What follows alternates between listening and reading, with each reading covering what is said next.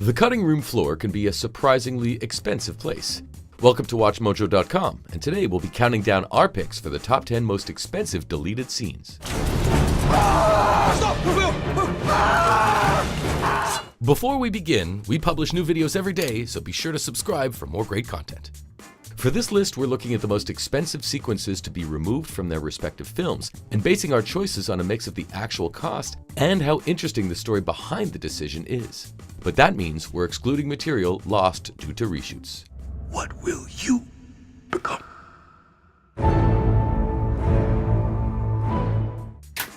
Number 10. Dance sequence, Ghostbusters. I would like to see you dance. This controversial reboot of the beloved 80s classic had a bumpy production to say the least, including one hugely expensive scene that was cut from the film. In the sequence, Chris Hemsworth's Kevin, under the control of the film's main baddie, leads a dance number set to the Bee Gees' You Should Be Dancing. Despite a budget in the 7-figure range, test audiences were mixed on the lavish sequence, so it was cut, a move director Paul Feig called the biggest decision of his life. The sequence was used in part for the film's closing credits, so at least it wasn't a total loss. Number 9. Tree Attack, The Brothers Grimm. Bro, are you saying what I'm saying? I most definitely am not. Terry Gilliam is no stranger to setbacks keeping his films from greatness, or from being made at all for that matter. While it may not be his most notable setback, the director did admit to cutting the most expensive scene from his 2005 fantasy adventure. The scene had the titular brothers attacked by trees, but Gilliam's fellow Monty Python alum Terry Jones suggested that the scene created pacing problems, prompting the director to give the sequence the axe. With the Terrys' shared history, it's safe to assume this was the right call, but you can still see the scene on the DVD extras and decide for yourself.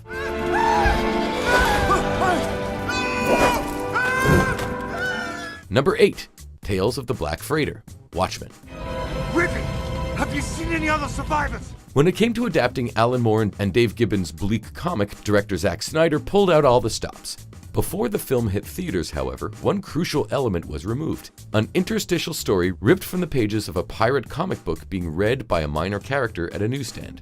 In Snyder's vision, these segments would have been animated and starred the voice of Gerard Butler. However, the sequences would have put the film's runtime past the 3-hour mark.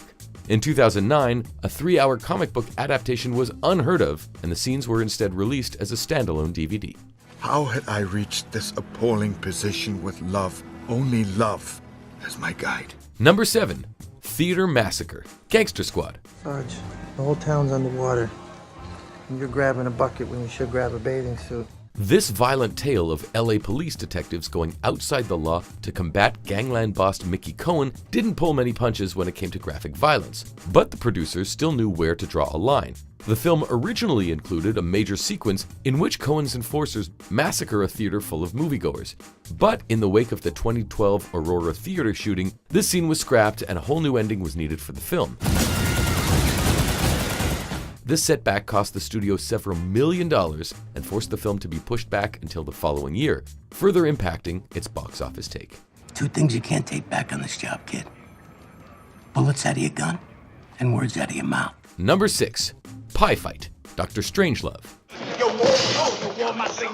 Gentlemen, you can't fight in here. This is the war room. Not many films end with the destruction of all mankind, but this one does.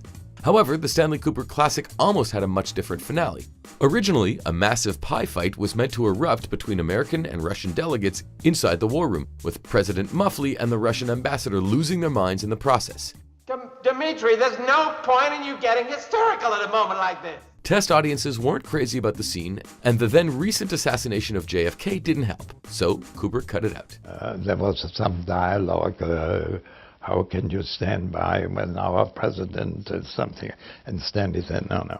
It's impossible to know how expensive the scene was, but with that many pies and actors, it couldn't have been cheap. Number 5. Half of the original runtime, Cleopatra. Nothing like this has come into Rome since Romulus and Remus. This infamous film from the golden age of Hollywood is often used as the poster child for bloated, absurdly expensive Hollywood spectacles, and with good reason.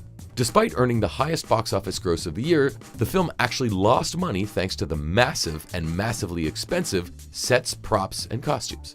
But the fact that half the movie was cut accounts for a big chunk of the film's gargantuan price tag. Director Joseph L. Mankiewicz's original cut was 6 hours long, and we can only imagine the price tag attached to the 3 hours of unused footage. We'll sail at once. Number 4. Clark visits Krypton. Superman returns. Where'd you go? To Krypton. Bryan Singer's lavish tribute to the Christopher Reeve era of Superman films began with the Man of Steel returning to Earth after paying a visit to the remains of his homeworld of Krypton. While his visit to Krypton is only spoken of in the finished product, the film was intended to begin by showing Clark's visit to his destroyed homeworld. Studio executives hated the entirely silent sequence and ordered it cut despite allegedly costing over $10 million, a price tag which, if accurate, makes it the most expensive single deleted scene of all time, even if it isn't the most interesting. Number 3. Octopus scene, The Goonies. What happened out there? Were your lives in danger? The octopus was forest killing. The ending of this 1980s classic and its reference to an octopus is something that left viewers confused for decades. Despite Data's comment that the octopus was really scary in the film's closing scene, the theatrical cut of the film contained no such creature. It wasn't until years later that fans learned the origins of the line, a deleted sequence in which the gang are, indeed, attacked by an octopus. What? Oddly, the scene was re-added to certain TV edits, which, in a pre-internet world, only added to the confusion. There's no official word on how much the sequence cost, but octopi don't come cheap.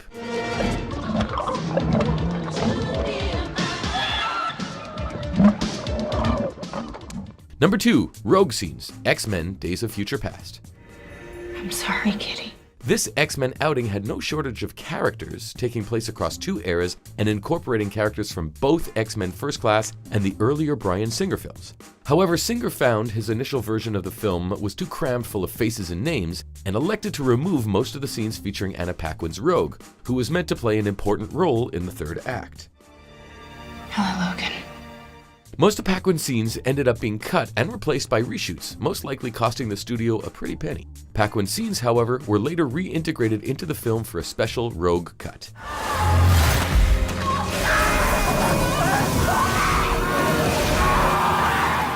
Number 1. The Jitterbug Dance, The Wizard of Oz. I'll get you, my pretty, and your little dog, too. In order to capture Dorothy and her friends, the Wicked Witch of the West unleashed numerous nasties, including the flying monkeys. However, the Wicked Witch was meant to also deploy a creature called the Jitterbug, which would have forced them to dance. The sequence was planned, rehearsed, and shot at a cost of $80,000, or around $1.5 million in today's money. Despite the cost, the scene added little and was cut for fear it would date the film by referencing the then popular dance. Today, the only surviving footage of the sequence is a grainy home movie shot by composer Harold Arlen. Keep away from the jitterbug.